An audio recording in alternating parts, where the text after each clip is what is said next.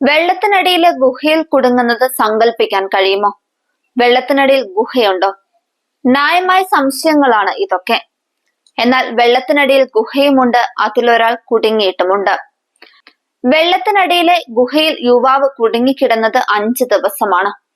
ജീവിതത്തിനും മരണത്തിനും ഇടയിൽ കുരുങ്ങി ദിവസങ്ങൾക്ക് ശേഷമുള്ള അവിശ്വസനീയമായ ഈ രക്ഷപ്പെടലിന്റെ കഥയാണ് ഇപ്പോൾ വാർത്തയാവുന്നത്.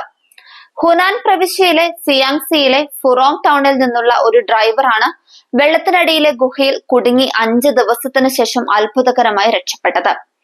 South China morning post report ചെയ്യുന്നത് പ്രകാരം വാങ് എന്ന ഏറെക്കുറെ 40 വയസ്സ് പ്രായം വരുന്ന യുവാവ് ജൂലൈ 19-നാണ് ഒരു സുഹൃത്തിനൊപ്പം പ്രദേശത്തെ നദിയിൽ ഡൈവിങ്ങിനായി ഇറങ്ങിയത്.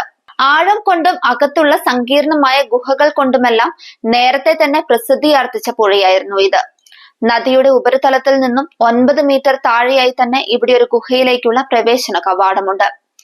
നദിയിലേക്ക് മുങ്ങി 5 മിനിറ്റിനുള്ളിൽ തന്നെ വാങ് അപ്രത്യക്ഷനായി. ഗുഹയെക്കുറിച്ച് മറ്റും അറിയാവുന്ന വാങ്ങിന്റെ കൂടെയുണ്ടായിരുന്ന സുഹൃത്ത് ഉടനെ തന്നെ നദിയിൽ നിന്നും കയറി വാങ്ങിനെ രക്ഷിക്കാൻ സഹായം തേടുകയും ചെയ്തു. ലോക്കൽ പോലീസ് അപ്പോൾ തന്നെ രക്ഷാപ്രവർത്തനം ആരംഭിച്ചു. കൂടാതെ സിയാങ്സി ഷുക്കുവാൻ റെസ്ക്യൂ ടീമിന്റെയും ബേസിൽ നിന്നുള്ള കേവ് ഡൈവിംഗ് സ്പെഷ്യലിസ്റ്റുകളുടെയും സഹായം അഭ്യർത്ഥിക്കുകയും ചെയ്തു. ബേസിന്റെ സ്പെഷ്യൽ പോലീസ് കേവ് ടീം 2 തവണ ആഴത്തിൽ മുങ്ങിയെങ്കിലും വാങ്ങിനെ കുറിച്ച് സൂചനകളൊന്നും ലഭിച്ചില്ല. ഒരു തവണ മുങ്ങുന്നതിനിടയിൽ ഗുഹയ്ക്കുള്ളിൽ നിന്ന് ഒരു നേരിയ ശബ്ദം കേട്ടതുപോലെ രക്ഷാപ്രവർത്തകർക്ക് തോന്നി. ശബ്ദം ശരിക്കും കേൾക്കുന്നതിനായി എഞ്ചിൻ ശബ്ദം കുറയ്ക്കാൻ സർഫസ് ടീമുകൾക്ക് നിർദ്ദേശം നൽകി. എന്നാൽ പിന്നീട് ശബ്ദം കേട്ടില്ല. എങ്കിലും മുങ്ങൽ വിദഗ്ധർ 130 മീറ്റർ താഴ്ചയിലേക്ക് ഇറങ്ങി നോക്കിയിരുന്നു. അപ്പോഴും വാങ്ങിനെ കണ്ടെത്താനായില്ല. അതേസമയം വാങ് രക്ഷാപ്രവർത്തകരെ കണ്ടെങ്കിലും അവരുടെ ശ്രദ്ധയാകർഷിക്കാൻ വാങ്ങിന് കഴിഞ്ഞില്ല.